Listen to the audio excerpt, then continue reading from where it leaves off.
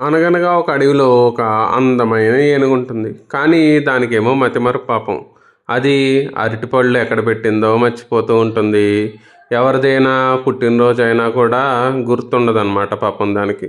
అలాగ ఉండడంతో అడవిలో జంతువులన్నీ దాన్ని ఆట పట్టిస్తూ ఉంటాయి.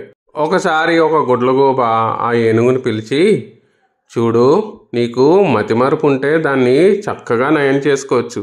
ఏ విషయాన్నైనా గుర్తుంచుకోవాలంటే 3 సార్లు అనాలి అని సలహా ఇస్తుందన్నమాట. ఏనుగు అది మొదట పాటించదు కానీ, సరే ఓసారి ప్రయత్నిద్దామని చూస్తే దానికి చాలా మెమరీ పవర్ పెరుగుతుందన్నమాట. ఒకసారి సింహం అడవిలో జ్ఞాపక శక్తి పోటీలు పెడితే అందులో ఏనుగు గెలుస్తుంది అది చేసిన సాధన వల్ల. అది చూసి జంతువులన్నీ దాన్ని చాలా మెచ్చుకుంటాయి అన్నమాట. కాబట్టి మనం కూడా మనకి ఏదైతే సరిగ్గా రాదో తెలియదో దాని మీద సాధన చేసి దాన్ని మెరుగుపరుచుకోవాలి. అనగనగా ఒక అతను ఒక మర్రి చెట్టు కింద పడుకుంటాడనమాట. ఆ మర్రి చెట్టు చూస్తే చిన్న చిన్న మర్రికాయలు కనిపిస్తూ ఉంటాయి. అయితే పక్కనే ఒక గుమ్మడి పాదు ఉంటుంది. దాని మీదేమో చాలా గుమ్మడికాయలు ఉంటాయి అన్నమాట.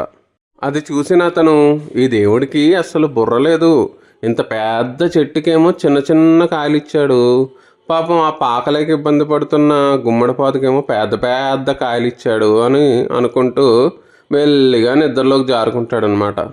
నిద్రలోకి జారుకున్న తర్వాత కాసేపు నుండి లేచి చూస్తే అతని మీద చిన్న చిన్న మర్రికాయలు పడి ఉంటాయన్నమాట.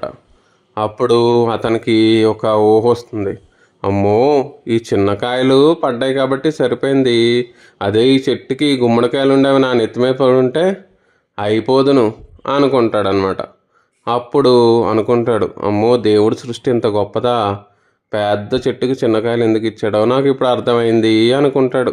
అనగనగా ఒక రైతు నడుచుకుంటూ వెళ్తూ ఉండగా ఒక కాకి గాయపడి ఉండడం చూస్తాడనమాట. దాన్ని జాగ్రత్తగా వాళ్ళ ఇంటికి తీసుకొచ్చి దానికి కొంచెం ఫస్ట్ ఎయిడ్ చేసి దాన్ని కొంచెం కోలుకునేటట్టుగా చేస్తాడనమాట. ఆ తర్వాత నుంచి కాకి ఇంకా రైతు మంచి ఫ్రెండ్స్గా మారిపోతారు. ఒకరోజు అనుకోకుండా రైతు నడుస్తూ ఉంటే ఒక పెద్ద పాము వస్తుందనమాట. అది చూసిన కాకి వెంటనే దాని ముక్కుతో ఇంకా దాని కాళ్ళతో దాన్ని రక్కేసి అక్కడి నుంచి పారిపోయేలా చేస్తుంది. అప్పుడు రైతు కాకి దగ్గరికి వచ్చి, చాలా థ్యాంక్స్, నా ప్రాణాలు కాపాడావు అంటాడనమాట. ఆ రోజు నుంచి వాళ్ళు మరింత మంచి స్నేహితులుగా మారతారు. ఈ కథలో నీతి ఏమిటంటే, మనం చేసిన మంచి ఎక్కడికి పోదు, మనకే తిరిగి వస్తుంది.